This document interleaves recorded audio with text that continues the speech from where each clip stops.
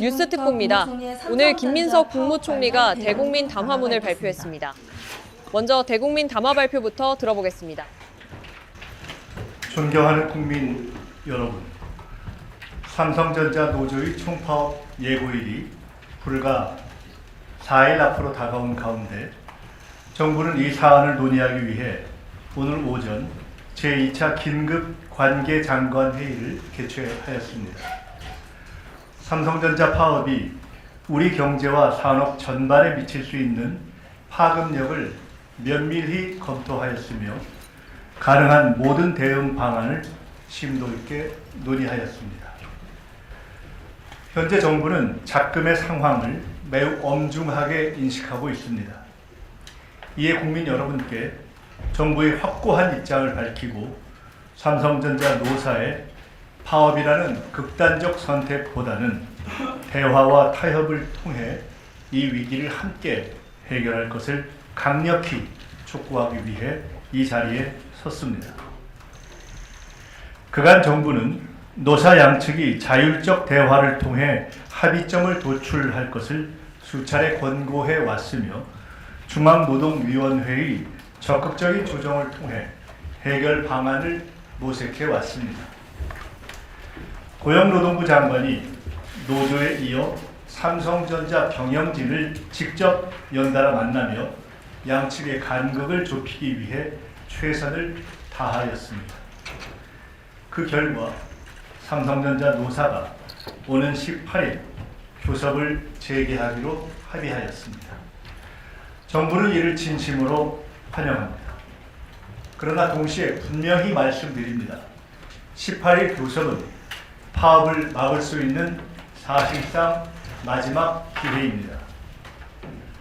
노사 모두 이 자리의 무게를 결코 가볍게 여겨서는 안 됩니다. 삼성전자의 반도체 생산 차질은 개별 기업의 손실을 넘어 수출 감소, 금융시장 불안, 수많은 협력 업체들의 경영과 고용 악화, 국내 투자 위축 등 국민경제 전반에 깊은 상처를 남길 것입니다. 이번 파업이 현실화될 경우 우리가 마주해야 할 경제적 손실은 상상을 초월하는 수준입니다. 삼성전자의 반도체 공장은 단 하루만 정지되어도 최대 1조 원에 달하는 직접적인 손실이 발생할 것으로 예상됩니다. 더욱 우려되는 점은 반도체 생산 라인의 특성상 잠시의 멈춤이 곧 수개월의 마비로 이어진다는 사실입니다. 수백 개의 초정밀 공정을 연속적으로 수행해야 하는 반도체 생산은 잠시라도 가동이 멈추면 공정 내 제품을 전량 폐기해야 합니다. 파업으로 웨이퍼 폐기가 발생하는 경우 경제적 피해는 최대 100조 원에 이를 수 있다는 우려도 제기되고 있습니다. 그리고 한 번 가동이 중단된 생산 라인을 다시 정밀하게 안정화하고 웨이퍼 가공 등 정상 생산 체계를 회복하기까지는 수개월의 시간이 소요될 수 있어 그 피해가 더욱 커질 수 있습니다. 삼성전자는 대한민국 수출의 22.8%, 전체 시가총액의 26%를 차지하고 있으며 임직원 수만 12만 명이 넘는 국내 최대 고용 기업이자 1,700여 개의 협력사와 함께하고 있는 우리 경제의 핵심 축입니다. 삼성전자의 이러한 손실은 대한민국 경제에 큰 부담과 충격을 초래할 것입니다. 무엇보다 우려되는 것은 글로벌 AI 반도체 전쟁에서 대한민국이 어렵게 확보한 전략적 우위를 경쟁국들의 통째로 내어주게 된다는 점입니다. 삼성전자는 올해 2월 세계 최초 HBM4 양산에 성공하였고 그동안 적자였던 파운드리 부분도 글로벌 빅테크 기업과 계약을 체결하는 등 반도체 경쟁에서 중요한 전환점을 마련하였습니다.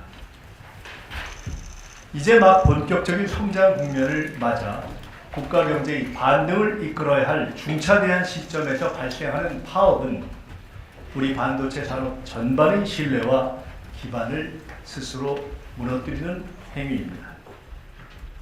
우리가 내부 갈등으로 멈춰서 있는 동안 해외 경쟁 기업들은 그 틈을 활용해 고객과 시장을 선점하고 글로벌 주도권을 확대해 나갈 것입니다.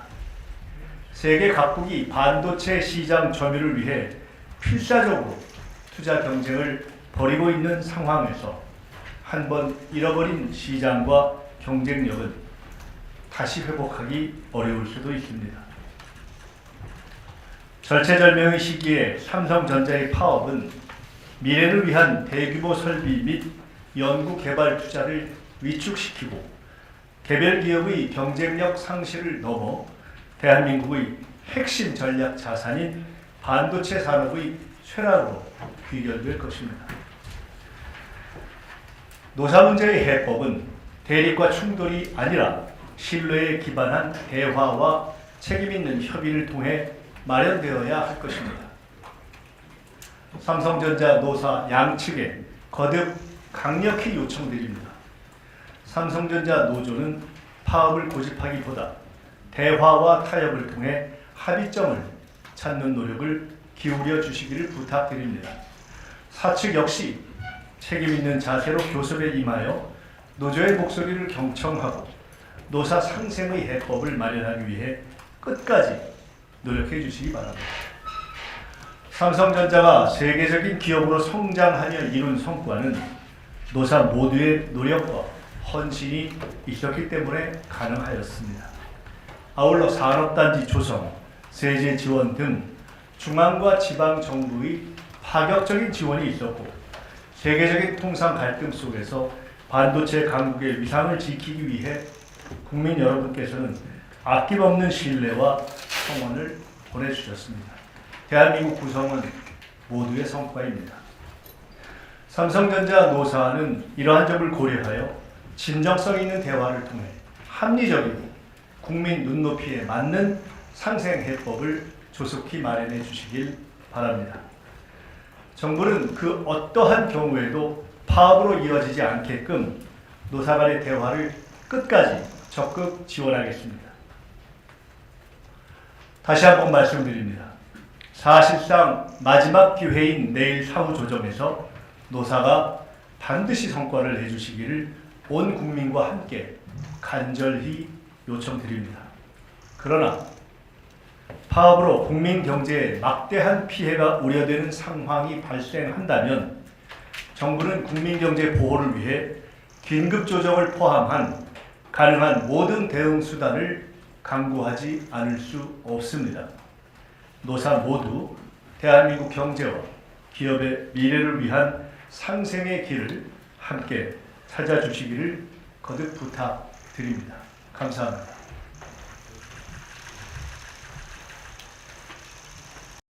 오늘 국무총리 담화문 발표까지 그동안 상황을 살펴보겠습니다.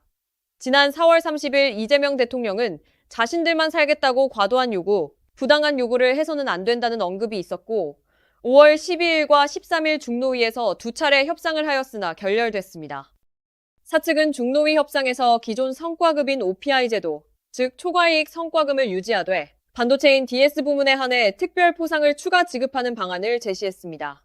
더불어 업계 1위 달성 시 영업이익의 10%를 상한없이 특별 포상으로 지급하는 안을 내놓았으나 노조가 요구한 영업이익 15%를 고정 지급하고 연봉 50%에 대한 상한 폐지 제도화 요구로 합의에 이르지 못했고 노조 측은 21일 총파업을 선언하면서 먼저 파업을 하고 나중에 협상을 하겠다는 것입니다.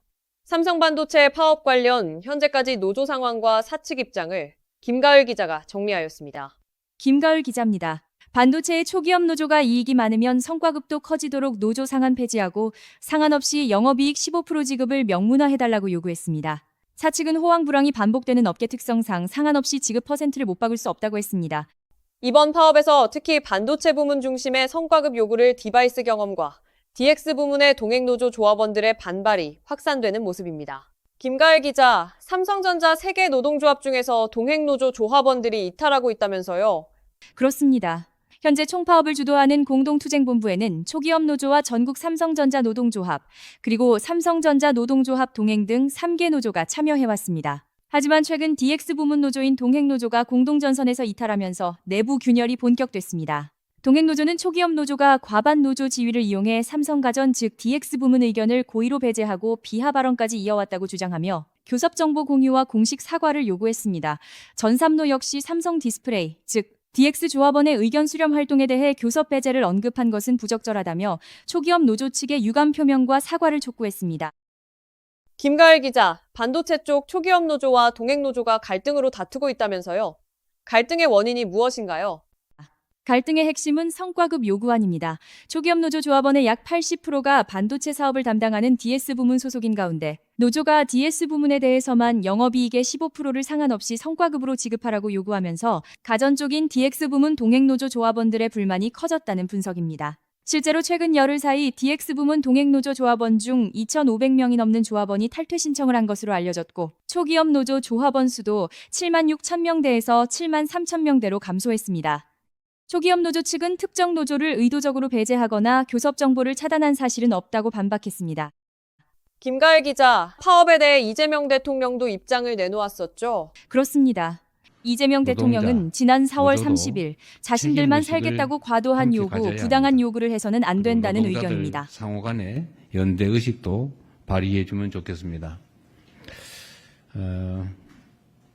고용에 있어서 약자일 수밖에 없는 노동자들의 힘은 같은 입장을 가진 다른 노동자들과의 연대에서 나옵니다.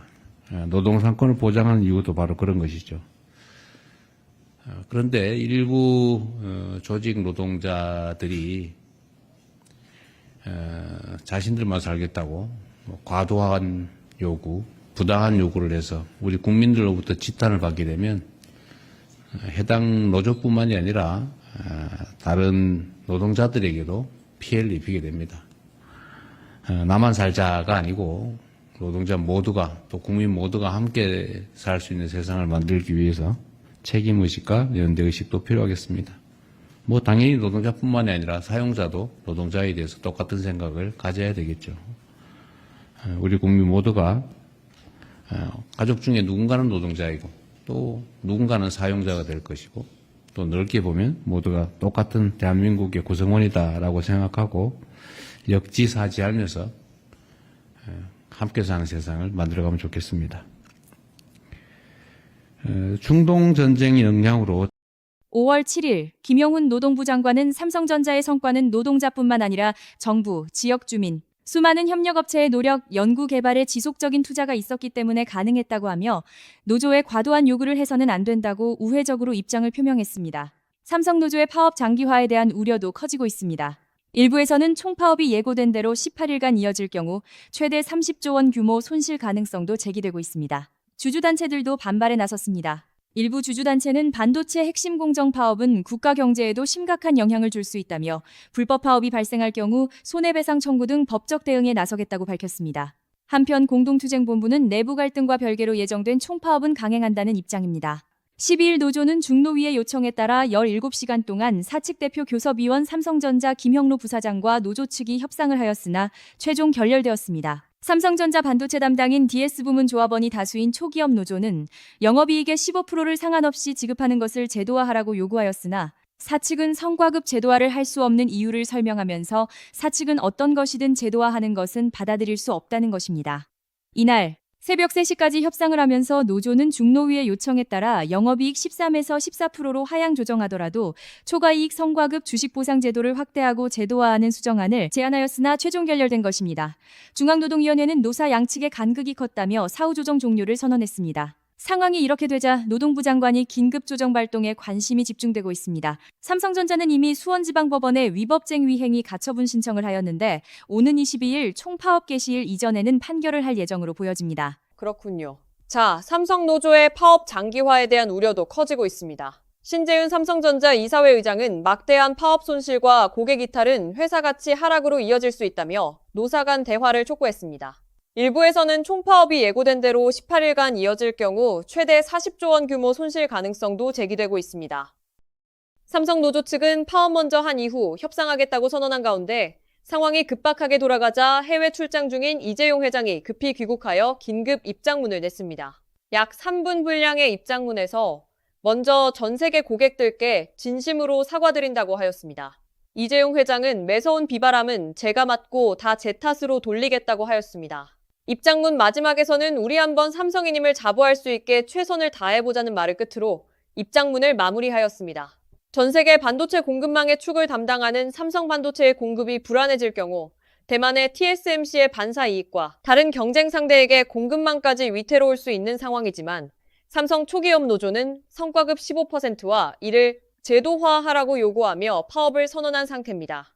이런 가운데 삼성전자 소액주주단체가 노조 파업에 대해 법적 대응을 시작하였습니다. 소액주주단체는 영업이익은 법인세와 법정 준비금 등을 차감하기 전에 지표라며 노무비 명목으로 선취하여 지급하는 것은 위방된 위법 배당이라고 주장하였습니다.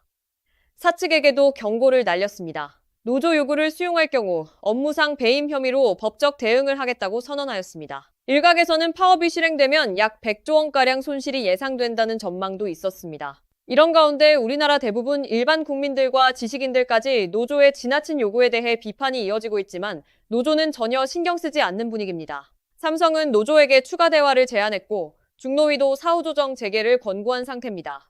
향후 노조의 파업이 극적으로 타결될지 아니면 정부의 긴급 조정권까지 발동될 것인지 국민의 관심은 그 어느 때보다 뜨겁습니다. 이상으로 뉴스 특보를 마칩니다. 다음에 찾아뵙겠습니다.